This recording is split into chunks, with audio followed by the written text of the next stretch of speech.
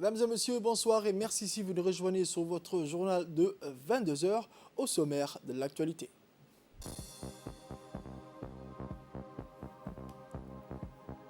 Le président reçoit l'envoyé spécial américain pour la Corne de l'Afrique.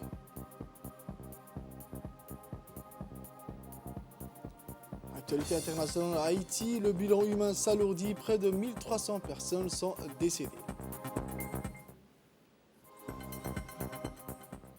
Merci encore de nous rejoindre sur cette édition de 22 heures. Et comme j'ai mentionné dans les titres, le président de la République, son Excellence, M. Ismaël Omar Guelleh, a reçu aujourd'hui en fin de matinée l'envoyé spécial américain pour la Corne de l'Afrique, M. Jeffrey Feltman, et son staff accompagné par l'ambassadeur des États-Unis d'Amérique à Djibouti, M. Jonathan Pratt. Au terme de cette rencontre, le président et son hôte ont eu un échange de vues sur les dynamiques politiques dans la Corne de l'Afrique, les questions liées à la sécurité et la paix dans la région. Dans cet échange, le président Ismaël Omar Guelleh et l'envoyé spécial pour la Corne de l'Afrique, M. Jeffrey Feltman, ont aussi évoqué l'impact des dynamiques autour sur la stabilité dans la Corne de l'Afrique. L'environnement géopolitique se complexifiant et les rapports entre pays étant de plus en plus interdépendants, ils ont conclu que les enjeux auxquels la région fait face nécessitent aujourd'hui une plus grande solidarité. Les deux leaders ont souligné qu'il y avait un intérêt conjoint à promouvoir une approche collaborative et inclusive visant à promouvoir le développement et la stabilité dans la région. À présent, dans un univers en évolution permanente, les échanges entre le président et M. Feltman ont abouti à un impératif de renforcement des potentiels, à savoir l'inclusion, la sécurité et la paix. L'état des relations bilatérales sino-djiboutiennes, notamment dans le domaine de la santé. Le ministre de la Santé a évoqué avec son interlocuteur la politique de son ministère axée sur le renforcement du système de santé du pays. De son côté, le nouveau ambassadeur, après remerciement pour l'accueil chaleureux, a par ailleurs émis le souhait de voir la coopération sino-djiboutienne évoluer et s'est engagé à renforcer davantage de cette coopération.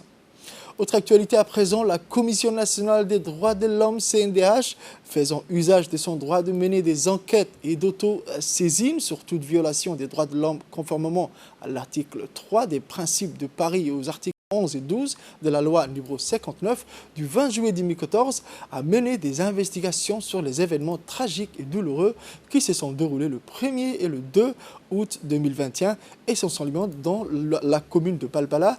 Dans ces investigations, l'équipe de la CNDH composée de M. Amin Mohamed, un jeune cadre chargé des plaintes et des enquêtes, et M. Mohamed Farah Kherdon, commissaire rapporteur, et M. Saleban Omar Oudine, président de la commission, se sont rendus successivement durant les journées de 15 et 16 août 2021 dans l'hôpital militaire, l'hôpital Chiro et l'hôpital Ar-Rahma.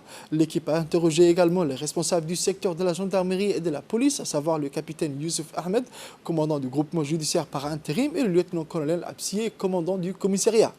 Et ensuite, l'équipe a rencontré certains détenus de la prison de Gabod, le président de la commune de Balbala, M. Idriss Bachir Raourah, et les conseillers des quartiers concernés.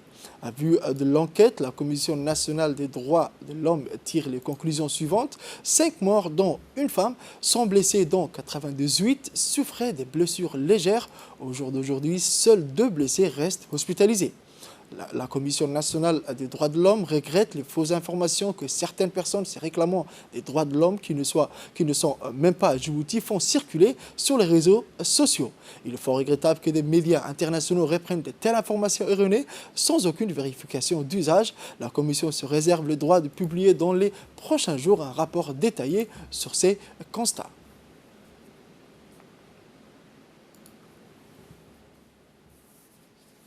Le président de la Commission nationale des droits de l'homme a tenu ce matin une conférence de presse afin de faire le point sur les investigations menées ainsi que les événements tragiques qui se sont déroulés au début de ce mois. La Commission nationale des droits de l'homme de Djibouti, faisant usage de son droit de mener des enquêtes et d'autosaisine sur toute allégation de violation des droits de l'homme conformément à l'article 3 des principes de Paris et aux articles 11 et 12 de la loi numéro 59 du 20 juillet 2014, a poursuivi, a mené plutôt des investigations sur les événements tragiques qui ont eu lieu dans la commune de Belbala, essentiellement le 1er et 2 août dernier dans la commune de Belbala. Dans ces investigations, l'équipe de la CNDH s'est rendue successivement, qui était composée d'abord de M. Amin Mohamed Ali, jeune cadre, qui s'occupe des plaintes et des enquêtes à la Commission nationale des droits de l'homme, de M. Mohamed Farah Khairdoun, commissaire rapporteur, et de moi-même, Saleban Omar Oudin, président de la Commission nationale des droits de l'homme. Dans ces investigations, l'équipe s'est rendue successivement durant les journées du 15 et 16 août dans les hôpitaux de l'hôpital militaire, l'hôpital Cheikho et l'hôpital Rahma. Elle a interrogé les médecins-chefs de ces hôpitaux. Elle a interrogé également les responsables de la gendarmerie et de la police du secteur, à savoir le capitaine Youssouf Ahmed Youssouf, commandant du groupement judiciaire de la gendarmerie, et le lieutenant-colonel Saïd Absiye, commandant le commissariat de Hodan. Elle a également aujourd'hui rendu visite à des jeunes, des hommes et une femme surtout, qui ont été arrêtés pour ces événements et qui se trouvaient à la prison de Gabon. Elle a également rencontré aujourd'hui le président de la commune de Belbala, M. Idriss Bachir Kaura, et les sages et les responsables des quartiers concernés de la commune de Belbala. M. Saleban Omar Oudin a également tenu à rappeler lors de la conférence de presse qu'un rapport détaillé des événements sera publié dans les jours prochains. Après enquête et après recouvrement de toutes les informations recueillies, la Commission nationale des droits de l'homme tire les conclusions suivantes.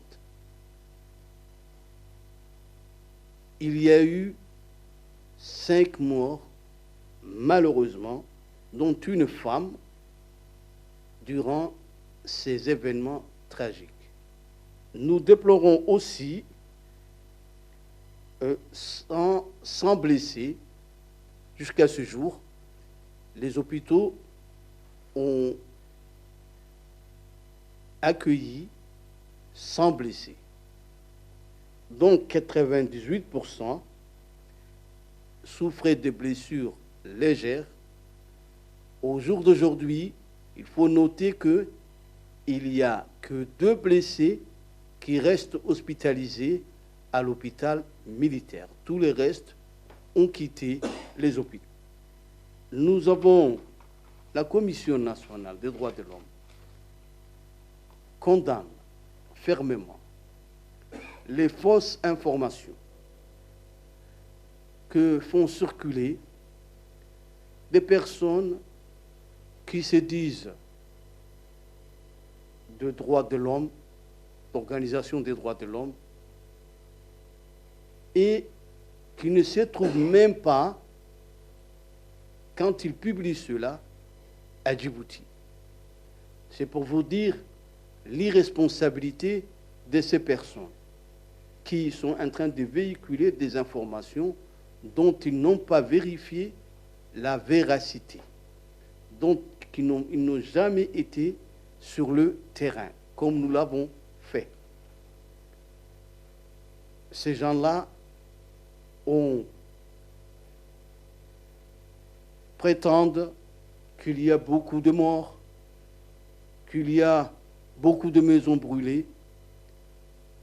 Nous, parmi les dégâts constatés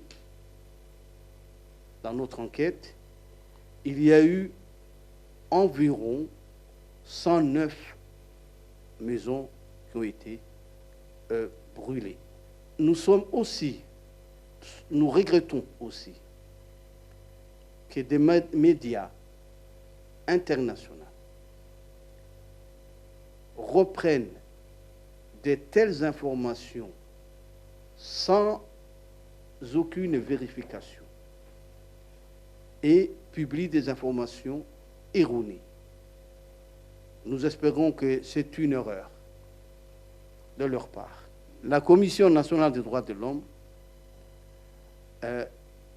est honorée de vous informer aussi qu'elle va publier dans les prochains jours, dans les jours prochains, un rapport détaillé sur ces événements où elle va dresser un bilan complet. Merci. C'était le président de la Commission nationale des droits de l'homme, M. Saleban Omar Oudine. Autre actualité, toujours dans la capitale, sous l'égide du ministre de la décentralisation, M. Kassim Haroun Ali, et du ministère de l'Intérieur, en étroite collaboration avec l'UNFD, la commune de Boulaos a organisé ce matin la clôture de la 3e conférence sur la non-violence et la cohésion sociale au siège de l'UNFD. Cette conférence s'inscrit dans la continuité de la campagne de sensibilisation sur la non-violence et la cohésion sociale lancée le mercredi 11 août et qui a pris fin hier matin dans les locaux de l'UNFD. Cette conférence a vu la participation de la vice-présidente de l'UNFD, Mme Hassana Ahmed Bilil, des parlementaires dont l'honorable député, Mme Oma, du président de la commune de Boulaos, M. Mohamed Ismail, des présidents de différents annexes, des chefs de quartier, des OCAL, ulama des différents quartiers et les membres de la société civile. Il convient de noter que l'objectif ultime de cette campagne de sensibilisation est avant tout la consolidation de l'unité, de la cohésion pacifique de communautés et du vivre ensemble. Les intervenants ont tous à tour mis l'accent sur l'importance de la préservation de l'unité nationale et le rejet de la violence sous toutes ses formes. Ils n'ont cessé de rappeler que Djibouti est un havre de paix et que les Djiboutiens tiennent chèrement et fièrement à cette paix chèrement acquise. Les stars nationaux abaïsides et Guessot ont illuminé l'événement avec des chants traditionnels en Afar et en Somalie. Le nord, à présent, la sous-préfecture de Dora, la localité de Balho, a été sévèrement impactée par le récent précipitation accompagné de vents violents, dévastateurs de nombreuses habitations, en laissant à certains foyers dépourvus des biens matériels. Cependant, la population de Balho, la plus touchée par ce calamité naturelle, appelle les autorités de la région de Tadjoura de s'enquérir de la situation pour apporter assistance aux familles touchées par les aléas naturels. La période d'été est souvent caractérisée par des précipitations dénommées Karma, de Grand Wema au Dai, en passant par Randa jusqu'à la région de Dora. Les précipitations ont laissé des empreintes ces dernières semaines. Toujours dans le nord, l'équipe d'Adaitoli de Randa s'est imposée 2-1 contre la meilleure équipe de Tadjoura ce matin sur le terrain de Soura à Randa et devant ses supporters. L'équipe d'Adaitoli faisait régner sa loi, mais dans la douleur. La première mi-temps était une abomination du FNP de Tadjoura qui avait les 2/3 de la possession, mais n'a absolument rien fait avec tout, en laissant une défense à 3 complètement ouverte contre la rapide ligne du front Adaitoli. L'équipe locale a été meurtrière dès le début, exploitant tout l'espace laissé par son adversaire, créant de très bonnes occasions, mais il fallait attendre la seconde période pour voir le marqueur se débloquer. Débuté en début de mois de juillet, le tournoi de football d'été de Randa dédié à la mémoire du regretté Dema a connu la participation de plusieurs équipes de la localité et d'ailleurs. L'événement a vu la participation de plusieurs responsables du SOS, en l'occurrence du coordinateur du secrétaire d'État au sport, M. Ahmed Ali, Mme Medina Dibio, le gestionnaire du complexe sportif de Tadjoura, le vice-président du conseil régional de Tadjoura, M. Abdelkader Omar, ainsi que les autorités locales. S'exprimant lors de la cérémonie de remise des prix, le président du comité d'organisation s'est félicité de la bonne organisation de l'événement avant de remercier le secrétariat d'État chargé des sports pour son appui constant et sans réserve. Pour rappel, ce genre d'initiative est de nature à faire émerger de nouveaux talents et répondre aux besoins et attentes des jeunes, notamment dans le champ des activités physiques et sportives. Actualité internationale à présent, comme mentionné dans les titres, le bilan provisoire du séisme de magnitude de 7,2 qui a frappé samedi le sud-ouest d'Haïti s'est alourdi dimanche 15 août à 1297 morts et plus de 5700 blessés selon les services de protection civile du pays. Tout en subissant les répliques du tremblement de terre de magnitude de 7,2, les habitants et les secours s'affairaient dimanche avec des moyens limités pour retrouver des survivants. Les efforts des secours pour aider les victimes pourraient cependant être entravés à l'approche de la dépression tropicale à Grace, avec un risque de pluie torrentielle et d'inondations rapides, selon le service national météorologique des États-Unis. Elle est attendue dans la nuit de lundi à mardi et le pays a été placé en vigilance renforcée. De nombreux pays, notamment les États-Unis, la République dominicaine, le Mexique et encore l'Équateur, ont offert leur assistance avec l'envoi de personnel, des rations d'urgence et d'équipements médicaux. L'armée américaine a annoncé lundi la constitution d'une mission militaire conjointe avec le déploiement déjà effectué d'une équipe chargée d'évaluer la situation dans les zones affectées grâce à des moyens aériens d'observation. C'est tout pour cette édition de 22h. Merci mesdames et messieurs de l'avoir suivi. Restez avec nous pour la suite du programme.